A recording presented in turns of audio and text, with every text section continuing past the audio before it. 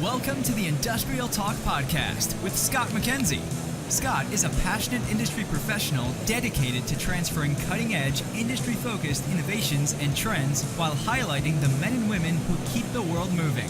So put on your hard hat, grab your work boots, and let's go. All right, welcome to the Industrial Talk Podcast. We are once again broadcasting from the IoT Solutions World Congress here in Barcelona, Spain, and it's brought to you by those wonderful people at the Industrial Internet Consortium. I'm telling you right now, at this event, they are solving problems, your problems. You need to get connected. You need to go out to the IIC, or Industrial Internet Consortium.org. It's a .org to find out more. And what's fascinating, there's no excuse. They remove all the friction of your excuse of not getting the information you need to solve problems through technology and finding the right people to be able to do that. That's the Industrial Internet Consortium. Just go out there and II Consortium. Google will find it for you. So we have another great interview. Richard Soley is his name. Soley, right? Did I get that? Soley. Got it right there. He's the executive director of IIC, and he thinks and drinks and eats this stuff all day long. Richard, how you doing? I'm doing great. You got my name perfectly.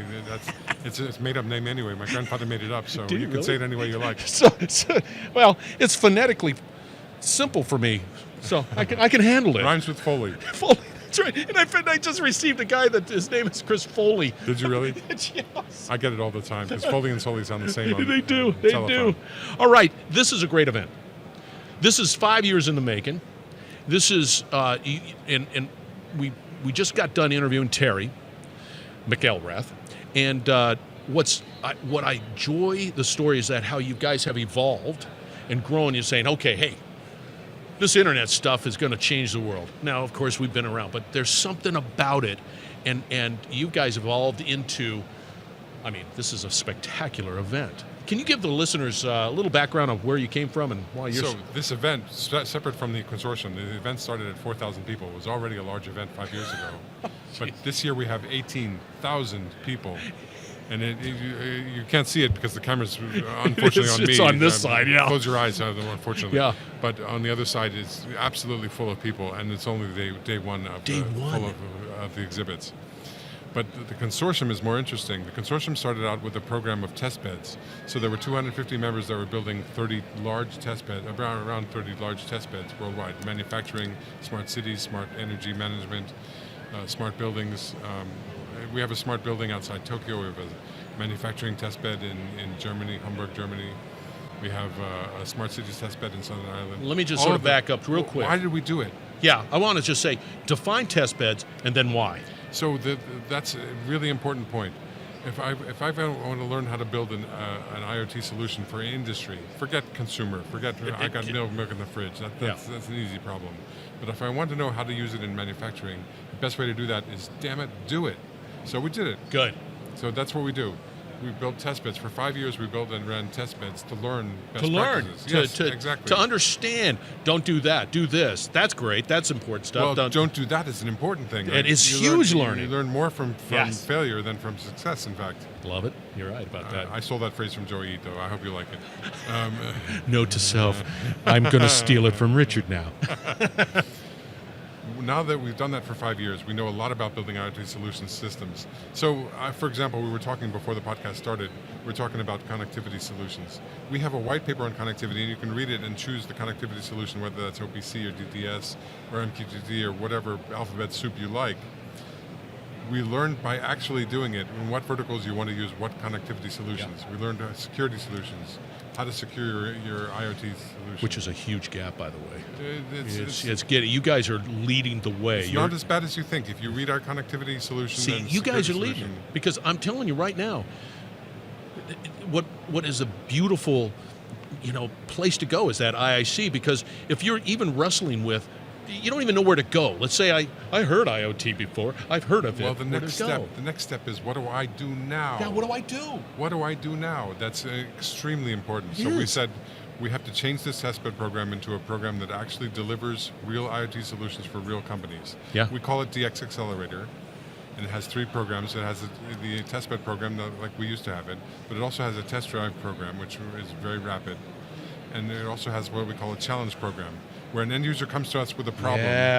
A problem, and then we challenge our supplier companies to solve that problem, and the end user chooses who they want to choose, and we actually build it for them. So let's say I'm a manufacturer, and I'm a manufacturer of, I don't know, bottles, for lack of a better term. I can come to you guys, ring you up and say, hey, I've got a manufacturing of bottles, and I want to be able to optimize that manufacturing, but I don't know where to go, what to do, how to do it. Can I contact? Is that what we're talking about? You can do several things. You can go to our resource hub and get information that's specific to your project, to what you're working on.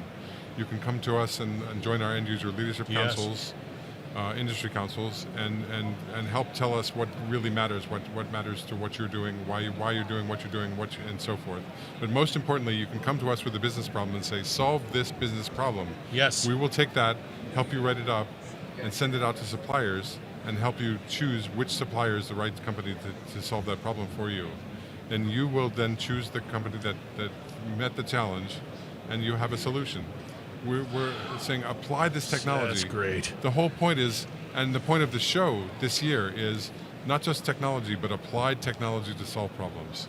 See, then that's a big point, because it's not a knock on industry. Don't get me wrong, or people who manufacture widgets or whatever, or solutions. We talk so much about the technology, we forget about the problem, which is the most important component to that particular technology. Technology is cool, okay, I'll admit it. I have a PhD in computer science, so I know something about Look at you, you've seen a lot of change. I've seen a lot of change in the 40 years. Yes.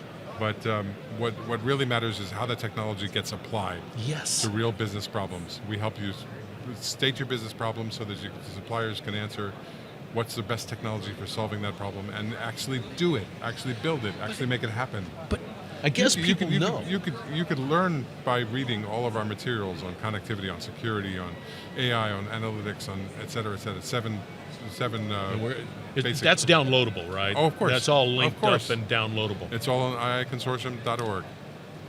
We make it available to everyone. But even if you don't want to learn it, if you just want to hire somebody to solve your problem, we'll help you do that too with the DX Accelerator program. How do you, let's say, I mean, granted, Richard, you're in the cutting edge here. You're talking to people that are really pushing the envelope. It's all great. It's all wonderful. But the masses, me being one, I don't even know my problem statement. I don't even know. So we'll help you. I don't even know that. We'll help you state that, right? Yeah. First of all, you can look at you can look at the use cases that we've accepted. Dozens of use cases that we've outlined, and one of them probably meets your needs. But if it doesn't, we'll help you capture your use case, turn it into a business problem, and ask people how they would solve it, how they would use our technology to solve that problem, our architecture, our connectivity solutions, our security solutions, and so forth. Okay, so that's fantastic. Once again, listeners, you can go to IIC or iiconsortium.org, and you can find this stuff out. And you need to be engaged in finding out solutions and defining your problem. Richard, where do you see this going? You've been at this for a long time. We're here today, and what always fascinates me is how there are a lot of big thinkers out here, you being one, that you're just constantly pushing for solutions, pushing for solutions to problems. Where do you see it going? I mean, it's huge. I think we're going to see a lot of use cases. So that's good. We've always focused on use cases. As you know, this show has as its centerpiece. In fact, as you walk into the hall today, the first thing you see is the test beds. We had over 100 test bed proposals. We chose 10 that were award winners, and they're on the floor. They're focused on security, on automotive, on smart cities, on all kinds of things that really matter. These are some of these test beds are actually out in the wild, really being used today. It makes an enormous difference. See, I'd love to be able to talk to them. Maybe I'll shamelessly go over there and say, get on the podcast. Well, one of them's right behind me, so I said, thank you. Oh, it's Chris. I was thinking of Sven Schrecker. Sven, I have him on. Oh, good. Yeah. Good. I'll be talking to Sven. Sven is co-chair of our security group. So he's fantastic. One of the smartest people on security systems in the world. But he's not as smart as Sandy. You said it, I didn't. I did, and I'm gonna sit there and do some trash talking podcast style with Sven and give him. What does he think about Sandy? Yeah, he's like, so you think you're better than Sandy, huh? I don't think I've ever heard Sven say that. No, he hasn't. He'll leave that in your mouth. No, I'm gonna. It'll be fun. It'll be fun. So, now this event has grown dramatically. Where do you see it going? I think it's going to continue to grow. I mean, I'd love to see it even larger than it is today. There's no reason why not. As the technology gets adopted and used in real business cases, I think you're going to see a lot more. I mean, right now it's majority European, but that's not going to remain. We're going to see many more Americans. I just came from a delegation from China that's very interested in seeing this in China. I think we're going to see a lot more solutions and a lot more companies next year than this year, and this is the biggest ever at 18,000. By the way, I had to say it, IoT World Forum, they call themselves the largest IoT event in the world at 12,000 people. I didn't know that 18,000 was smaller than 12,000. I learn everything every day. There it is, man. Trash talking. There you go. You did it first. You did it first. Yeah, I can do the math on that one too. I think not. Because, see, one of the things is whenever you talk about what people are doing, the problems that you're solving, sure, they make sense. It's not a difficult message in a sense. Like I'm getting ready to interview this guy right here. They're not complex use cases. No. For example, our oldest test bed in the old test bed program is a test bed that's run by Bosch. Okay, in fact, by Dirk Slama, I think might be on your list. Yeah, probably. Dirk is currently chairman of the IIC as well. So very good. He's got a great position. But he's also running the oldest test bed that we've got, and the test bed is very simple. If you knew where every tool, every person, every work in progress, and every part is in your factory, can you make it more efficient and safer? The answer is obviously yes. Yes. But I want to know exactly how. And if you know where the tools are, you can send the person that needs the next tool to exactly where the tool is instead of going to look for it. And we have at least one factory, this is not a surprise to manufacturing people, at least one factory where the factory workers spend 46% of their time looking for the right tool. That's crazy. That's crazy. Yeah. And when you think about it, it happens, it's all over the place. I'm guarantee you, it's all over. I will tell you this. I don't come from manufacturing. Amazing. I was surprised. I think half the productivity lost from looking for the tool, it's crazy. But when I say it to manufacturing people, they say, yeah. See, that's the complacency that's the message that has to get out, but there's that level of complacency. The same thing in supply chain. So when I kit, if I got a project, I planned the project, I kit the project, and everything is on that doggone pallet for that project. Sure. The way it's supposed to work is like, okay, pallet goes out to the project, I got everything. But you know what happens in the real world? It gets cannibalized. It gets cannibalized because I need that bolt, because it's there. And then time is spent. Well, I need that bolt. I can't get the job done, and blah blah blah. Those things happen all the time. But it amazed me that the idea that half the productivity is completely lost, not because the tool is lost or in the wrong place. It might be because it's in the right place, but the right place is halfway across the factory and on a tool bench somewhere. That's exactly. It's crazy. It is, and see and people don't think in those terms. Once again, down to use cases. We don't. We just accept the pain. We accept the frustration that the tool is all the way down there. That's right. And we just accept it. So one of the things that we had to do for that, for example, one of the things that we learned from that test bed is that there needs to be a way to talk to the tools. Of course. Yes. So Bosch actually hand wrote drivers to talk to all the tools. Because some of those tools are Rexroth tools, which are made by Bosch, but some of them are Trumpf tools and made by other companies. Right. So there needs to be a standard way to talk to tools. Standard way to build the sensor networks in factories. Yes. That requirement was passed off to OMG, which has a manufacturing standards organization, which is now developing a standard called Sensor, SCNSR, cool name. Paper and pencil, get it out, write it down because you're not going to remember it. SCNSR, yeah. Which is trying to solve that problem. So next time somebody has to build something like this, it won't be quite so hard because there'll be a standard and there'll be software that meets that standard. But you brought up a good point, and I'm all about the safety component because I've been in the industry forever. You're making the workplace safer. Sure. with that ability to do If that. you know where the robot arms are and you know where Yeah. the people are, you Yeah. can stop the robot and make sure Yeah. it doesn't hurt somebody. Yeah. I mean, what's done today is the robots are put, as you know, are put in cages. Right. But if that's crazy, if you know where the robot arm is because it's talking to your central management system, and you know where the people are because they're wearing a jacket that has a sensor in it or have a camera or Yes. some whatever Whatever it technology. is. This is my point. Technology doesn't matter. What matters is knowing where the people are, knowing where the robots are, so you can make the floor safer. That's So exactly. we're doing that. See, you guys, man, it's a hell of a.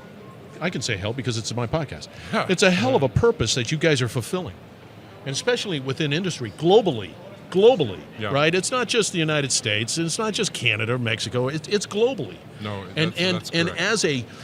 as a solutions, I mean, you guys, I mean, I can get these white papers anywhere, but I'm getting them from IIC. Why not? Yeah. I mean, I can. It And global is exactly correct. We've got members on our steering committee from Japan, Yes. from France, from China, from Germany. And of course from the U.S. So it's an international organization. All right, you listeners. All right, listeners, that's Richard Soley. He's the executive director at IIC, or the Industrial Internet Consortium. He's smarter than me. He's probably smarter than you, too. At least I know grammar, smarter than I. I'd be more smarter than you. But he knows what's going on. You need to go out to the IIC.org. That's I consortium. Yeah, I was getting ready to correct. IIconsortium.org, and that information is out there. So there's no friction of why you can't go out there. If you have a problem, you need to contact that group, IIC, because I get tongue-tied on consortium. If you can't find what you're looking for, let us know. We'll look it up for you and send it to you. Right there, man. He's the man, too. He's the executive director at Industrial Internet Consortium. And you're listening to the Industrial Talk, and that's brought to you by those wonderful people at Industrial Internet Consortium. And we, once again, are broadcasting from IoT Solutions World Congress here in Barcelona, Spain. They are fantastic. You got to get engaged. This is just too much. I get excited about this stuff. Apparently. Wow. Another podcast. You started the trash wow, talking. to trash talking. All right, stay tuned. We got some great interviews coming your way about solutions to your problems. Solutions to your problems happening here on this particular podcast. So stay tuned. You're listening to the Industrial Talk Podcast Network.